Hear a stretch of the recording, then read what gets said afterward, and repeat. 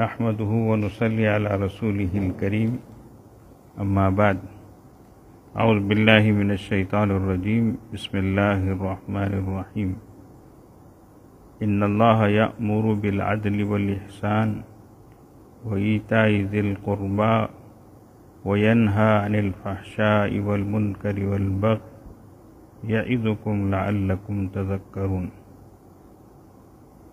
سبحان ربک رب العزة عما یصفون وسلام علی المرسلین والحمد للہ رب العالمین اللہم صلی علی سیدنا محمد وعلی آل سیدنا محمد وبارک وسلم اللہم صلی علی سیدنا محمد وعلی آل سیدنا محمد وبارک وسلم اللہم صلی علی سیدنا محمد وعلی آل سیدنا محمد وبارک وسلم۔ اس وقت جو آیت پاک پڑھی گئی ہے یہ سورہ نحل پارہ نمبر 14 آیت نمبر 90 سورہ نحل ہے، 14واں پارہ ہے 14 آیت نمبر 90۔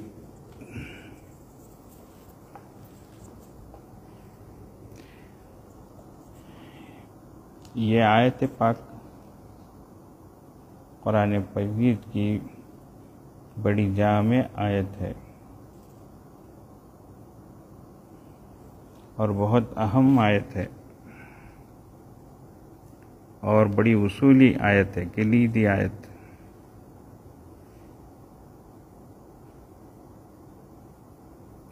حضرت عبداللہ ابن مسعود رضی اللہ عنہ فرماتے ہیں کہ حق تعالیٰ نے ہر خیر و شر کے بیان کو اس آیت کے اندر اکٹھا کر دیا۔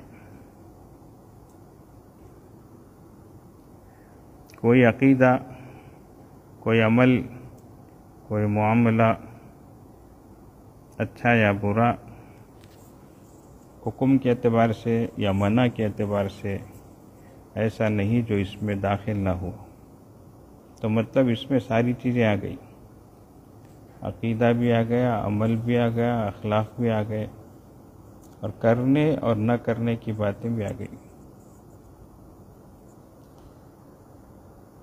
اسلاف میں حضرات تابعین بہت سے حضرات کا خیال ہے کہ یہ دستور حیات یعنی زندگی گزارنے کے لیے ایک جامع اور مکمل نقشہ ہے جو اس آیت پاک میں پیش کیا گیا ہے۔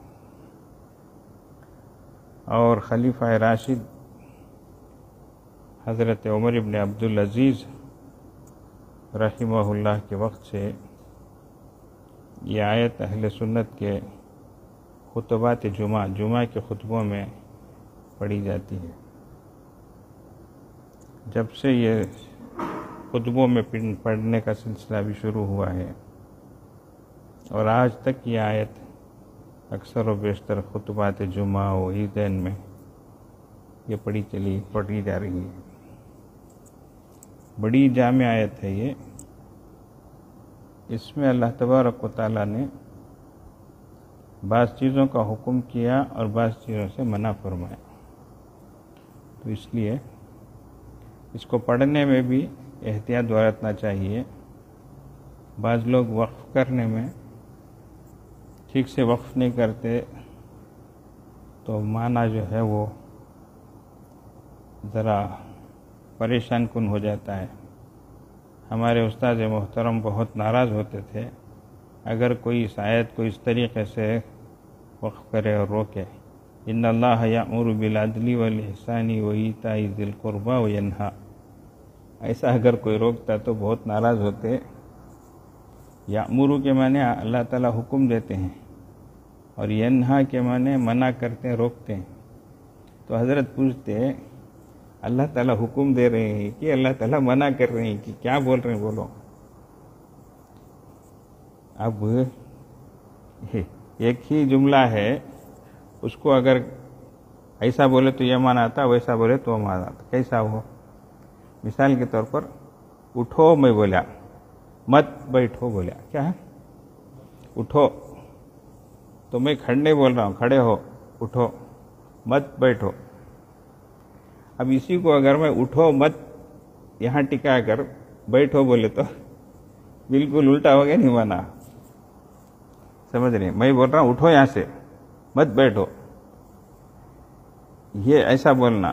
اگر اس کو اٹھو مت بلکہ بیٹھو ایسا بول دیا تو بالکل الٹا ہو جاتا، ہمارے منشے کے خلاف ہو جاتا. تو ویسے ہی ان اللہ یأمر بالعدل ایسا پڑھتے ہوئے آ کر وہ ینہا پر روکے تو اللہ تعالیٰ حکم بھی دیتے ہیں منع بھی کرتے ہیں. کیا یہ اللہ عدل کا حکم دیتے ہیں اور منع کرتے ہیں، ایسا معنی آتا ہے. اس لیے وقف کرنے میں بہت اس کا خیال رکھنا چاہیے. قرآن پاک میں ورتل القرآن ترتیل آ کر کے ہے، قرآن کو ترتیل سے پڑھو. تو ترتیل کس کو کہتے ہیں؟ تو حضرت علی رضی اللہ عنہ اس کی وضاحت کرتے ہیں. ترتیل کس کو کہتے ہیں؟ مخارج حروف، ایک تو حروف کا مخرج معلوم ہونا اور معرفت وقوف کہاں روکنا یہ انسان جاننا. تو مخارج حروف کس حرف کو کیسا ادا کرنا یہ بہت ضروری ہے. عربی میں ورنہ ایک لفظ کو اس کے مخرج سے اس کی ادائیگی کے طریقے سے ادا نہیں کرے دوسرا معنی آ جاتا. صلی یصلی جیسے ہم صلاۃ بولتے ہیں، درود کے معنی میں بھی ہے، نماز کے معنی میں بھی ہے، دعا کے معنی میں بھی ہے. ان اللہ و ملائکتہ یصلون علی النبی. اچھا، تو صلی اگر پڑھے تو یہ دعا کے معنی میں اس طرح کا تھا. اسی کو اگر سین سے پڑھے صلی بولے تو صلی السیوف کہتے ہیں تلوار اٹھانا. اللہم صلی علی محمد کے معنی نعوذ باللہ، کتنا معنی بدل جائے گا دیکھو. سمجھ گئے؟ تو یہ ہے ونحر ایک ہے، ونحر ایک ہے.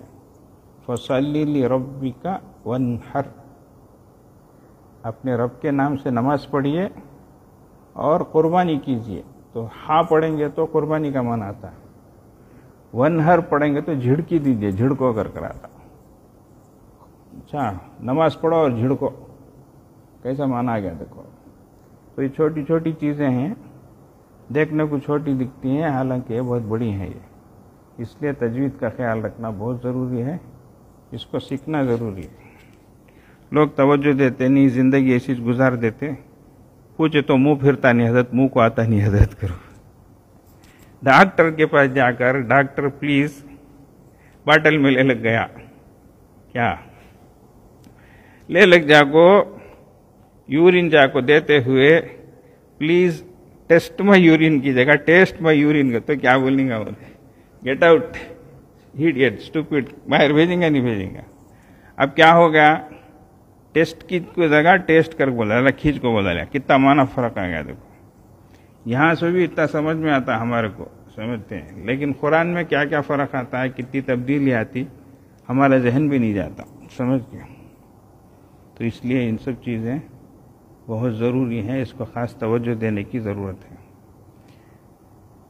تو انشاءاللہ اس میں جتنی محنت کریں گے، جتنی توجہ دیں گے، اس کے لیے رمضان کا مہینہ بہت بہترین موقع ہے. وقت بھی ہے، قرآن سے مناسبت بھی ہے، پڑھنے پڑھانے والے بھی ہر جگہ الحمدللہ رہتے ہیں.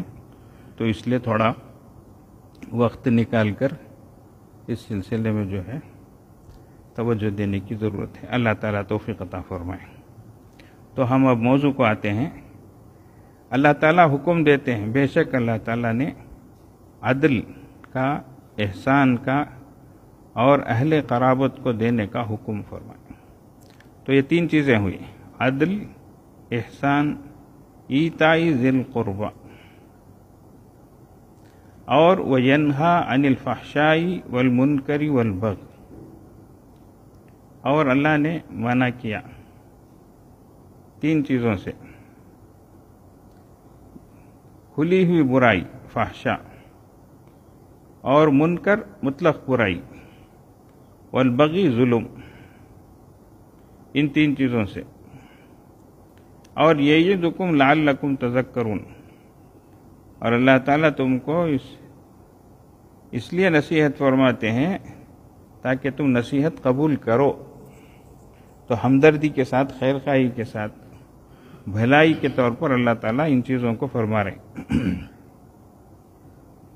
اب 3 چیزیں کیا ہوئی؟ ایک ہے عدل۔ اب ہم جس کو موٹی زبان میں انصاف بولتے، اچھا، برابر ہونا، کوئی بھی کام اس کے طریقے پر ہونا، جیسا کرنا اس طریقے پر کرنا، اس میں کمی زیادتی نہیں ہونا، تو برابر ہونا چاہیے، عدل۔ اچھا، احسان کیا ہے؟ اس کو اور اچھے طریقے پر ادا کرنا اور اس کے اندر خوبی کو لانا۔ ایک تو عمل کرنا ہے اور اس کو اور اچھا بنانا ہے، سمجھ رہے ہیں؟ اب اس کو سمجھنا ہے تو کیسا؟ عدل جو ہے یہ سب چیزوں میں، عقیدوں میں برابری ہونا، عمل میں برابری ہونا، اخلاق میں برابری ہونا، معاملات میں برابری ہونا، سب میں تو اعتدال ہو، برابر ہو۔ یہ نہیں اس کو رکھ کر جسے تولے تو برابر تو ترازو میں تلنا، بولتے نہیں، عدل کا ترازو، انصاف کا ترازو، ایسا بولتے، تو برابر رہنا ہی ہے۔ لیکن اللہ والے کیا بولتے؟ ذرا نیک کاموں میں جھکتا تو لو، بولتے کیا بولتے؟ 3 دن جماعت میں گئے تو ذرا جھکتا تو لو کر بولتے، ہے کہ نہیں کی؟ بولتے نہیں بولتے؟ عدل کیا ہے؟ 3 دن کا تو 70 پر 2 گھنٹے ہونا، کہتے 24 گھنٹے کے حساب سے کتنے گھنٹے ہونا؟ یہ عدل ہے، 70 پر 2 گھنٹے۔ چلے گئے تو 40 دن ہونا۔ لیکن بزرگاں کیا بولتے؟ ذرا جھکتا تو لو، 1 دن اور بڑھ کو دیو گھر کو، کیا ہے؟ ویسا پہلے 4 مہینے تھے، وہ 5 مہینے ہو گئے، کیونکہ تو ویزا گیزا کاروائی یہ وہ کرنے میں کتنے کی دنہ چل جاتے گھر کو۔ اب 4 مہینے کی جگہ 5 مہینے کی تشکیل کرتے نہیں کرتے بولو۔ ہمارا حال کیا ہو گیا؟ 3 دن جاتے جاتے جاتے جمعے کی جماعت نکلتی 10 ہو گئے، 11 ہو گئے، اب کہاں بچائیں گے؟ اب جمعہ پڑھ چل جائیں گے، وہ جمعہ پڑھ کو جاتے جاتے اثر گجاک پہنچتے، سبحان اللہ۔ ادھر اتوار کو ناشتے کے بعد سے شروع تیاری واپسی کی، اب شام ہوتے واپس آ کو پھر جو ہے مرکز کا پہنچ جاتے، 1 دن جانے 1 دن آنے، اب بیچ کا 1 دن کہیں کو، اب یہ حال ہے، سمجھ رہے ہیں؟ تو اس لیے بزرگ بولتے جھکتا تو لو، احسان نہیں تو کم از کم 3 دن بولے تو 72 گھنٹے برابر رہنا، تو یہ 72 گھنٹے عدل، احسان اس سے بڑھ کو جھکتا تو لو۔ تو اس لیے عمل میں ہو، عقیدے میں ہو، اخلاق میں ہو، معاملات میں ہو، سب میں برابری ہونا، ایک تو یہ، اس سے آگے بڑھ کر ان میں اور خوبی پیدا کرنا۔ اچھا، الاحسان، رسول اللہ صلی اللہ علیہ وسلم سے حضرت جبریل علیہ السلام سوال کرتے، مل احسان، احسان کیا چیز ہے یا رسول؟ تو لمبی حدیث ہے وہ، جس کو حدیث جبریل بولتے، کیا بولتے؟ حدیث جبریل۔ اس میں مل ایمان ایک سوال کیے، مل اسلام ایک سوال کیے، اس میں مل احسان ایک سوال، احسان کیا ہے؟ تو عمل کرتے ہوئے یہ تصور ہو کہ میرا رب مجھے دیکھ رہا ہے، ان تعبد اللہ کأنک تراہ وإن لم تکن تراہ فإنہ یراک۔ اگر اتنی اسپرٹ اور جذبہ ایسا نہیں ہے، اللہ مجھے دیکھ رہا ہے، میں اللہ کو دیکھ رہا ہوں، تو کم از کم اللہ مجھے دیکھ رہا ہے۔ یہ ہر اس میں جو ہے ان تعبد اللہ ہے کہ تو اللہ کی بندگی کر، خالی نماز میں کی نہیں ہے، نماز ایسی پڑھو گویا کہ تم اللہ کو دیکھ رہو، صرف نماز کا نہیں ہے، اس لیے کہ جو لفظ آیا ہے وہ ان تعبد اللہ، بندگی ایسی کرو، تو پوری زندگی ایسی ہو کہ گویا کہ ہم اللہ کو دیکھ رہے ہیں، نہیں تو اللہ ہم کو دیکھ رہے ہیں۔ تو ہر چیز میں یہ استحضار ہو، یہ تصور ہو، یہ خیال ہو۔ تو احسان اور آگے بڑھ کر یہ قدم اور اچھے طریقے پر ادا کرنا۔ تو کیا فرمایا؟ احسان کے معنی کیا ہے؟ کہ انسان بذات خود نیکی اور بھلائی کا پیکر بن کر دوسروں کا بھلا چاہے۔ اس لفظ احسان میں نیک برتاؤ، فیاضی اور ہمدردی، خیر خواہی، خوش خلقی، درگزر کرنا، یہ ساری چیزیں اس میں آ جاتی ہیں۔ اس کو ایک حدیث سے سمجھا جا سکتا ہے، وہ کیا ہے؟ سل من قطعک، جو تجھ سے کٹے تو اس سے جڑ، وہ تجھ سے کٹ رہا ہے لیکن تو اس سے کیا کر، جڑ۔ وَعْفُ عَمَّنْ ظَلَمَكَ، جو تجھ پر ظلم کرے، زیادتی کرے، تو اسے معاف کر۔ وَأَحْسِنْ إِلَىٰ مَنْ أَسَاءَ إِلَيْكَ، جو تیرا برا چاہ رہا ہے تو اس کا بھلا چاہ۔ وَآتِ مَنْ حَرَمَكَ، جو تجھے محروم کر رہا ہے، نہیں دے رہا ہے، تو اسے عطا کر، تو دے۔ یہ اخلاق۔ تو حضرت رسول اللہ صلی اللہ علیہ وسلم کی پوری زندگی ہی ایسی تھی، احسان والی زندگی۔ کیسی تھی زندگی؟ بہت، تو ہر چیز میں فیاضی، ہر چیز میں زیادتی، تو ہر چیز ایکسٹرا آرڈنری بولتے نہیں ویسا، اس طریقے پر ہمارا عمل ہو۔ اب ہمیں عام طور پر اردو میں حسن کا لفظ ہے، اچھا یہ اصل عربی لفظ ہے، یہ اچھے کے معنی میں۔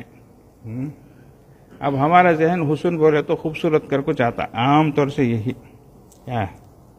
ایک لطیفے کے طور پر ایک بات پہ، ایک مشاعرے میں ایک شاعر بول دیا، کیا قرآن ہے شاہد کہ خدا حسن سے خوش ہے گیا، کیا قرآن ہے شاہد کہ خدا حسن سے خوش ہے۔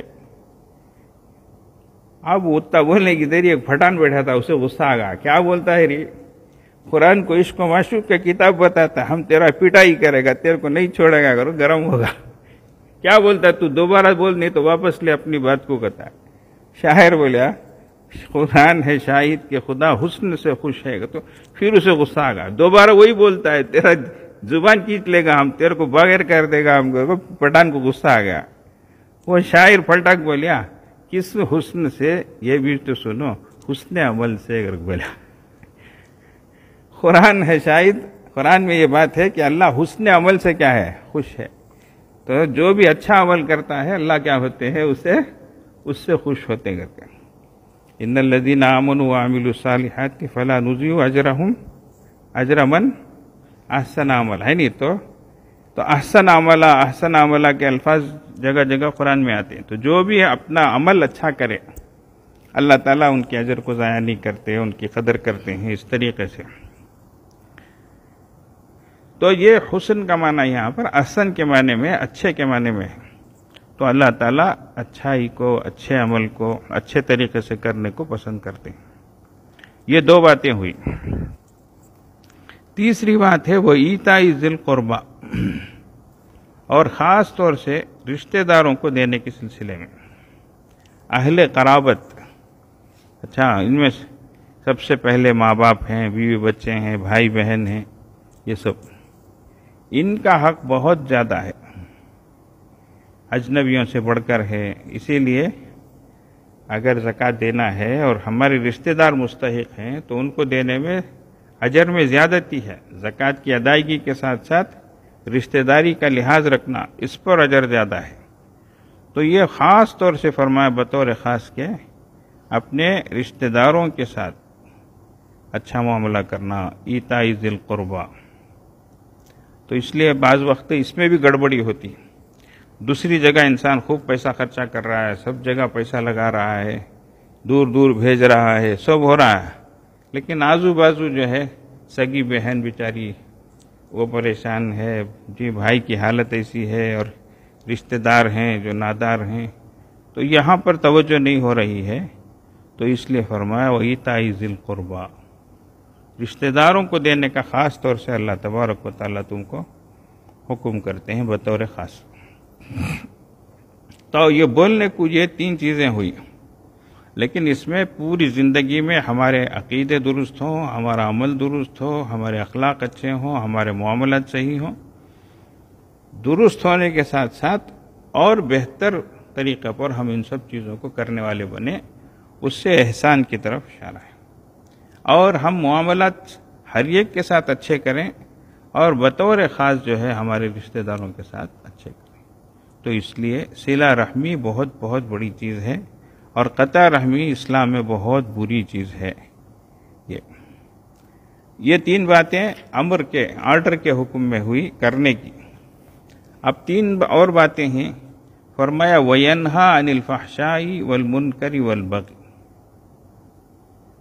اللہ تبارک و تعالیٰ منع کرتے ہیں فحشا، کھلی ایک دم کھلم کھلی جو برائی ہوتی ہے، جس کو انسان کھلم کھلا کرتا ہے، بے حیائی کے ساتھ کرتا ہے، اس کی جو بھی شکلیں ہوں، سمجھ رہے ہیں، برائی تو برائی ہے ہی، لیکن ایک ہے کھلم کھلا کرنا، اور ذرا برابر بھی کسی کا لحاظ رکھے بغیر کرنا، یہ بہت بری بات ہے، بڑی بے حیائی کی چیز ہے یہ، سمجھ گئے۔ آج کا معاشرہ ہی ایسا ہی ہو گیا ہے، سمجھ رہے، حس بھی نہیں ہے، حیا بھی نہیں ہے، شرم بھی نہیں ہے، کچھ بھی نہیں ہے، کیا وہ نصیحت کرے تو بھی برا سمجھتے، ویسا ہو گیا ہے اب زمانہ، کیا بھی سمجھنے کو بولتا ہوں آج نوجوانوں کو اچھی بات بولنے گئے تو بھی غصہ کرتے ہیں، ناراض ہو جاتے ہیں، کیا وہ ایسا ہو گیا ہے۔ ایک جنا گلی میں ہکتے ہکتے روٹی کھایا کرتے، کون کی جاتے ہوئے بولا کرتے، کیا رے ہکتے ہکتے کھاتا نہ کو، تو میں ہگلک تو بھی کھاتا ہوں، ڈوباک تو بھی کھاتا ہوں، کیا کرتے، ایسا ہو گیا ہے زمانہ۔ بولنے کو مثال کیسی کی ہے کہ آپ سمجھو کو، اس سے برا حال ہے اخلاق کا، یاد رکھو، عزت نہیں، عصمت نہیں، حیا نہیں، شرم نہیں، سمجھ رہے ہیں۔ ہاں، یہ دیکھنے کو بہت بری مثال دکھتی ہے، پاخانہ ظاہری نجاست ہے، وہ کھائے تو انسان کو بدن کو خرابی ہے، بے حیا یہ سب جو ہے یہ باطنی نجاست ہے، اس میں ایمان کی خرابی ہے، آخرت کی تباہی ہے، سمجھ رہے ہیں۔ تو اس لیے یہ تو خال کپڑے کو لگ جائے، بدن کو لگ جائے تو پانی سے دھل جاتا ہے، کپڑا صاف ہو جائے گا، لیکن بے حیائی کی نجاست دل دماغ کے اندر سرایت کر گئی تو 7 سمندروں سے بھی وہ دھلے گی نہیں وہ، تو اس لیے ایسی چیز ہے یہ، اس کو معمولی نہیں سمجھنا چاہیے۔ تو اللہ تبارک و تعالیٰ بے حیائی سے منع فرماتے ہیں۔ والمنکر، اور جو بھی مطلق برائی، جو بھی بری، یعنی اچھائی برائی جو ہے، اب ایک بچہ بھی جو ہے سمجھتا ہے نہیں، اب ایک بچہ بھی جو ہے حضرت آ رہیں گے تو اگر وہ غلط کام کر رہا ہے تو فوراً سمجھ جاتا، ایک بیٹا جو ہے باپ دیکھتے ہیں، ابا دیکھتے ہیں کہ تو وہ فوراً باز آ جاتا ہے، اس لیے کہ وہ سمجھتا ہے کہ یہ غلط چیز ہے، نہیں کرنا ہے۔ تو عام برائی جنرل اس کو ہر کوئی سمجھتے ہیں، سمجھ رہے ہیں۔ بچہ نماز پڑھ رہا، بچہ قرآن پڑھ رہا، ابا آئے تو کیا ڈریں گا کیا؟ نہیں، اس لیے کہ وہ صحیح کام کر رہا ہے، اچھی بات ہے وہ، سمجھ رہے ہیں۔ لیکن اس کے علاوہ کوئی اور کام کر رہا ہے تو وہ فوراً چونکتا ہے۔ تو عام برائی جو ہے، مطلق برائی، اللہ تبارک و تعالیٰ اس سے بھی روکتے ہیں۔ دیکھو نیکیوں میں اچھائی، اچھا کرو، پھر بہت اچھا کرو، ایسا اوپر جا رہے ہیں گریڈ۔ برائی میں سب سے پہلے اللہ بے حیائی سے روک رہے ہیں، برے کاموں سے، بے حیائی کے کاموں، پھر ہر برائی سے روک رہے ہیں، اوپر سے نیچے، سمجھ رہے ہیں۔ تو اس لیے نیکیوں میں نیچے سے اوپر، اور برائیوں میں سب سے اوپر سے نیچے کی طرف آ رہے ہیں۔ اللہ تبارک و تعالیٰ کا یہ انداز ہے یہ، تو اس لیے بے حیائی کے کام بالکل نہیں کرنا چاہیے، اور ہر برائی سے اپنے آپ کو بچانا چاہیے۔ والبغی، اور ظلم و زیادتی جس کو کہتے ہیں، سرکشی کہتے ہیں، سمجھ رہے ہیں، اس سے اپنے آپ کو بچانا چاہیے، ظلم نہ ہو، سرکشی نہ ہو۔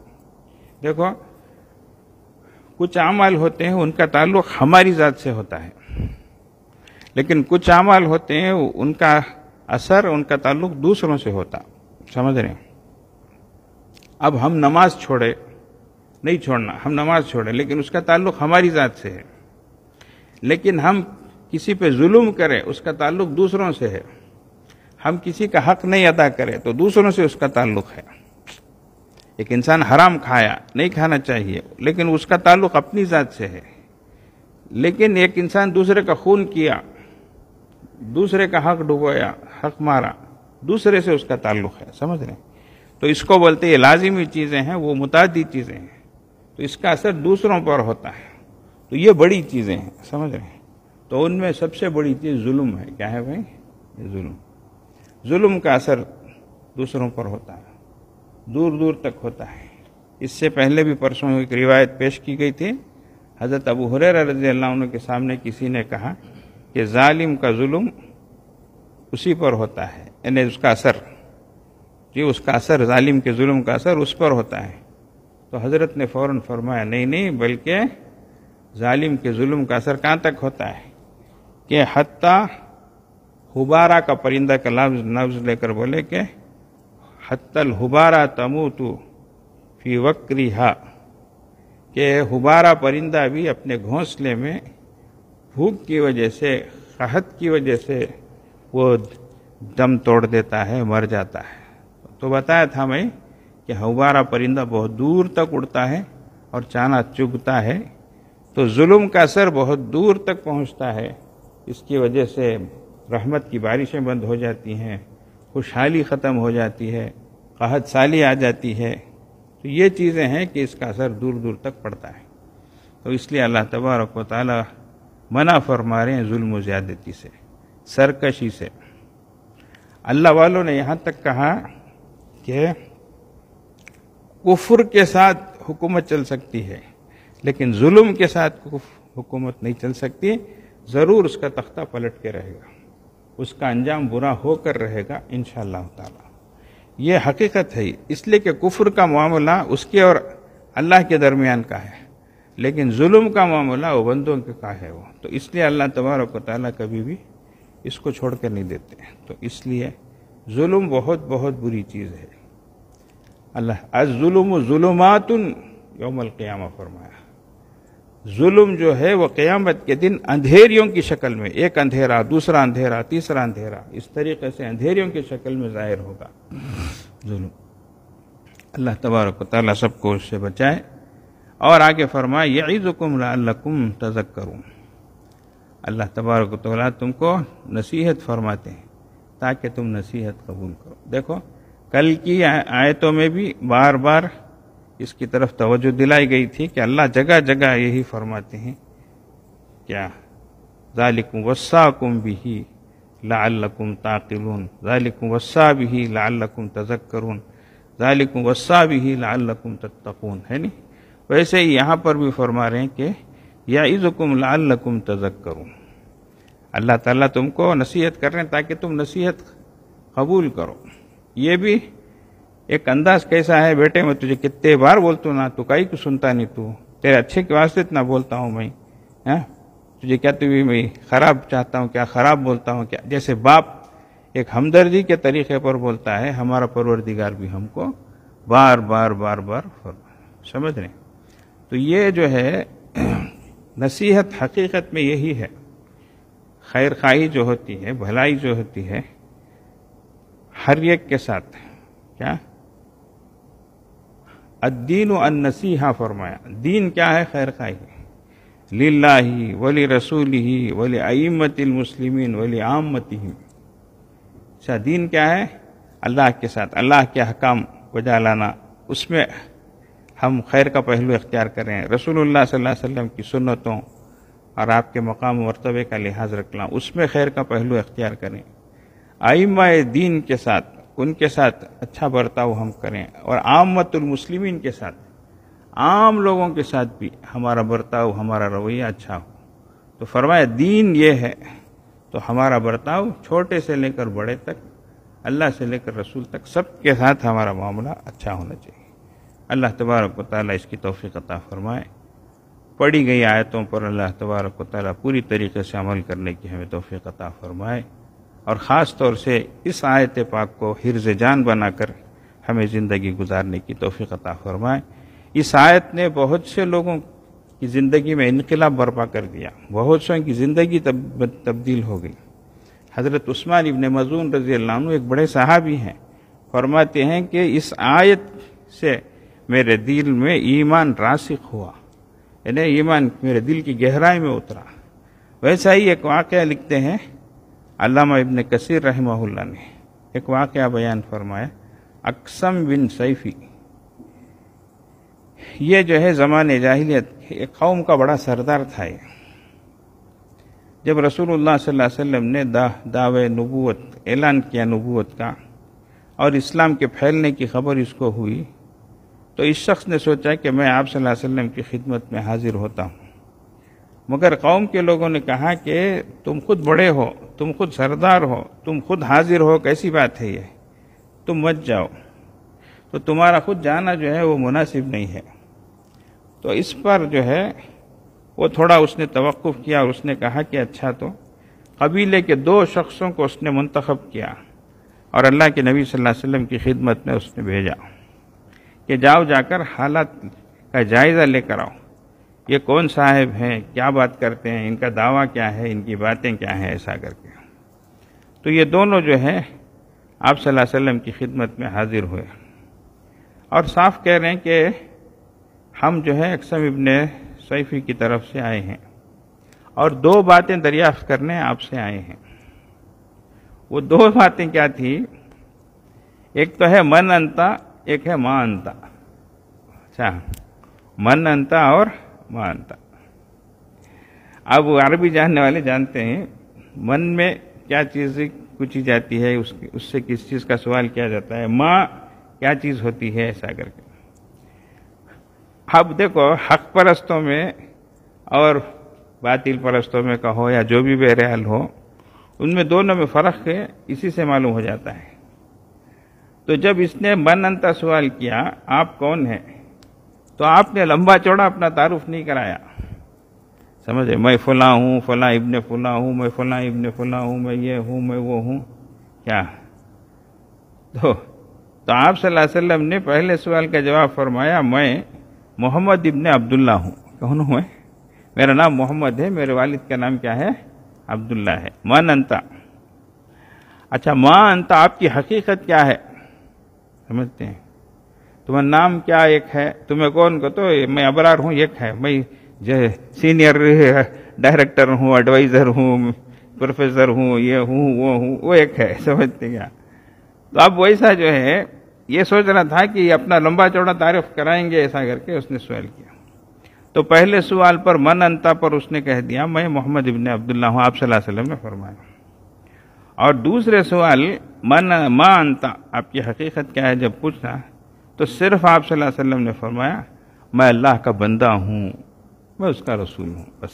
سبحان اللہ، میں کوئی بڑا نہیں، میں اپنے بارے میں کوئی لمبا چوڑائی نہیں کرتا، میں اللہ کا بندہ ہوں، انی عبداللہ۔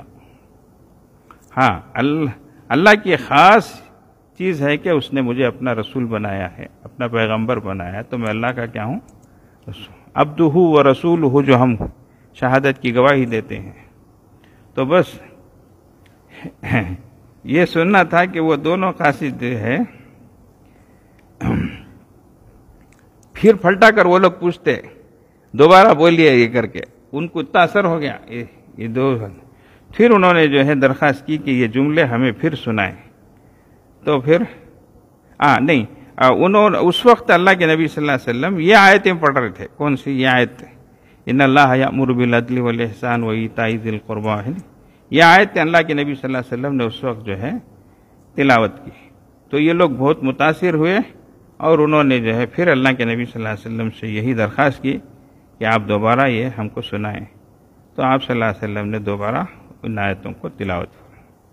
تو اب یہ دو لوگ جو آئے تھے اقسم کی طرف سے، وہ واپس آئے اور پورا ماجرا انہوں نے ان کو سنایا۔ اچھا، تو پہلے ہم نے یہ سوال کیا، ہم سمجھ رہے تھے کہ آپ جو ہے اپنا نسب و سب بولیں گے، لیکن کچھ بھی نہیں بولے، لیکن بعد میں ہم نے باہر لوگوں سے معلوم کیا تو آپ بڑے شریف النسل ہیں، بڑے اعلیٰ نسب کے ہیں، سمجھ رہے ہیں؟ تو یہ معلوم ہوا۔ اور پھر جو ہے آپ صلی اللہ علیہ وسلم نے اپنے بارے میں یہ فرمایا کہ میں اللہ کا بندہ ہوں اور میں اس کا رسول ہوں۔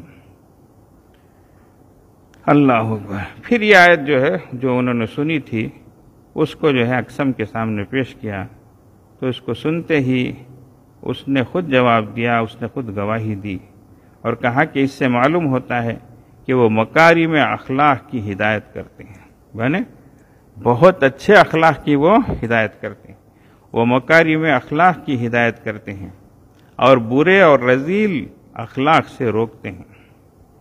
تم سب اس کے دین میں جلد داخل ہو جاؤ، سبحان اللہ، تاکہ تم دوسرے لوگوں سے مقدم اور آگے ہو جاؤ۔ دیر مت کرو، ذرا بھی دیر مت کرو، آگے ہو جاؤ فوراً، اور پیچھے اور تابع بن کر نہ رہو۔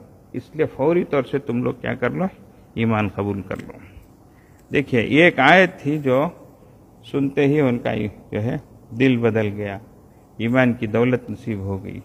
یہ قرآن کی یہ جو ہے شان ہے۔ اللہ تبارک و تعالی ہمارے سینوں میں بھی ہمارے دلوں میں بھی نور ایمان نصیب فرمائے، قرآن کا نور عطا فرمائے۔ اور ہماری زندگیوں میں بھی حسین تبدیلی پیدا فرمائے۔ وآخر دعوانا ان الحمدللہ رب العالمین۔ اللہم لک الحمد ولک الشکر یا رب یا اللہ۔ اللہم صلی علی سیدنا محمد وعلی آل سیدنا محمد وبارک وسلم۔ اللہم صلی علی سیدنا محمد وعلی آل سیدنا محمد بعدد کل داع ودواء وبارک وسلم علیہ وعلیہم کثیرا کثیرا۔ ربنا ظلمنا انفسنا وإن لم تغفر لنا وترحمنا لنكونن من الخاسرین۔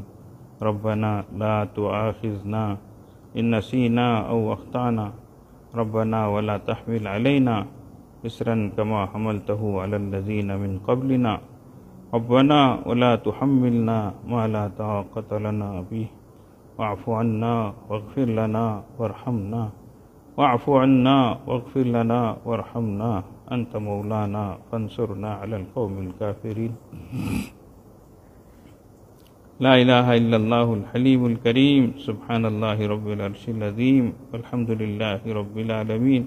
نسألک موجبات رحمتک وعزائم مغفرتک والغنیمة من کل بر والسلامة من کل اسم، لا تدع لنا ذنبا الا غفرته ولا ہما الا فرجته ولا دینا الا ادیته ولا مرضا الا شفیته ولا بلاء الا دفعته ولا حاجة من حوائج الدنیا والآخرة هي لك رضا ولنا صلاحا إلا قضيتها ويسرتها يا أرحم الراحمين ويا أكرم الأكرمين۔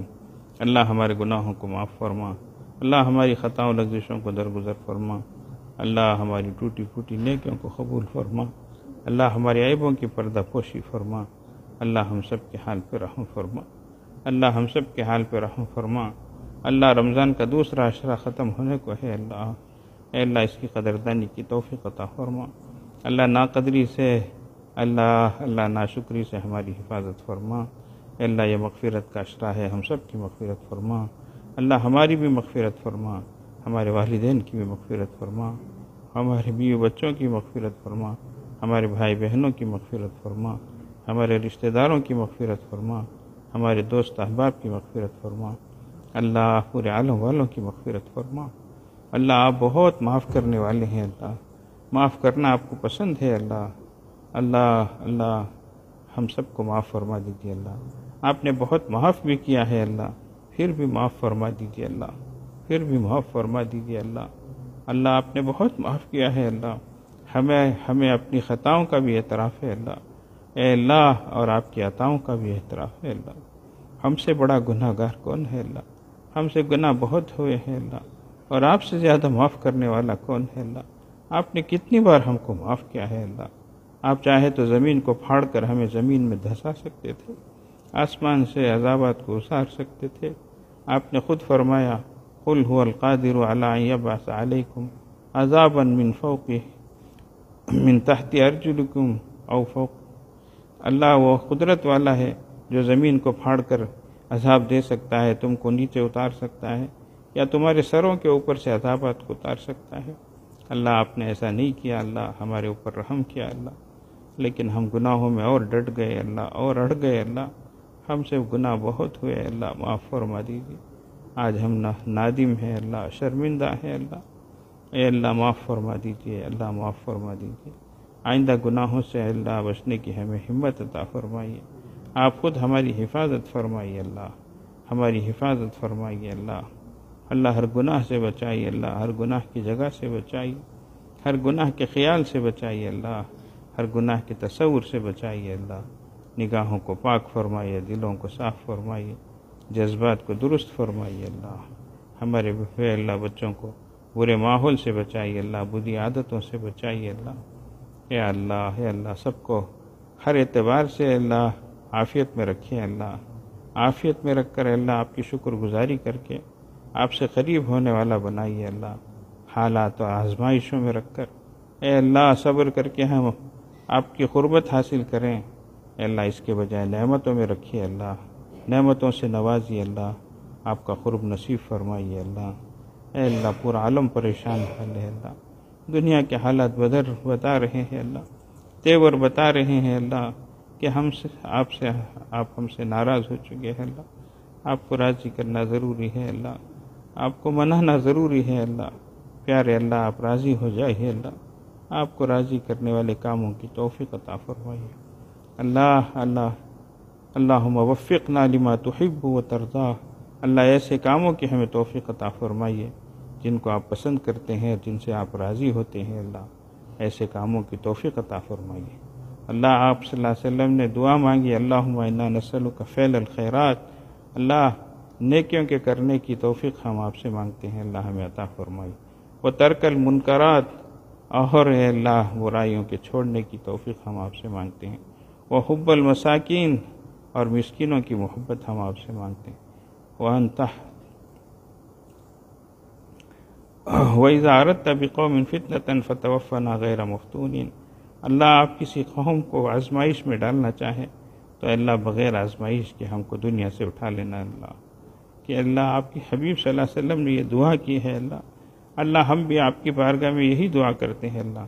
اللہم انا نسألک فعل الخیرات و ترک المنکرات و حب المساکین وان تغفر لنا وترحمنا وَإِذَا أَرَدْتَ بِقَوْمٍ فِتْنَةً فَتَوَفَّنَا غَيْرَ مَفْتُونِينَ، اللہ آپ ہمیں نیکیوں کی توفیق عطا فرمائیے، اے اللہ برائیوں سے بچنے کا ہمت و حوصلہ عطا فرمائیے، اے اللہ مساکین کی محبت عطا فرمائیے، اور یہ کہ آپ ہم کو بخش دیجیے اور ہم پہ رحم فرمائیے اللہ۔ آپ کسی قوم کو اے اللہ آزمائش میں ڈالنا چاہیں تو اے اللہ ہمیں عافیت کے ساتھ، ایمان کے ساتھ، اے اللہ فتنے میں پڑے بغیر، آزمائش میں پڑے بغیر دنیا سے ہمیں اٹھا لیجیے اللہ۔ اللہم انا نسألک فعل الخیرات و ترک المنکرات و حب المساکین وان تغفر لنا وترحمنا وَإِذَا أَرَدْتَ بِقَوْمٍ فِتْنَةً فَتَوَفَّنَا غَيْرَ مَفْتُونِينَ، اللہ بہت سے لوگ ہسپتالوں میں ہیں اللہ، اے اللہ بہت سے لوگ گھروں میں پڑے ہیں اللہ، سسک رہے ہیں، بلک رہے ہیں، پریشان ہیں اللہ، سب کو صحت سلامتی عافیت عطا فرمائی، جسمانی روحانی عافیت عطا فرمائیے۔ بہت سے لوگ ہیں اللہ پردہ فرما گئے ہیں، آپ کی بارگاہ میں پہنچ گئے ہیں، سب کے ساتھ اے اللہ مہربانی کا معاملہ فرمانا، نرمی کا معاملہ فرمانا، آخرت کی منزلوں کو آسان فرمانا اللہ، ہم سب کو ایمان کی حیات اور ایمان کی موت نصیب فرمانا، وصلی اللہ علی خیر خلقہ محمد وآلہ واصحابہ اجمعین برحمتک یا ارحم الراحمین، الحمدللہ۔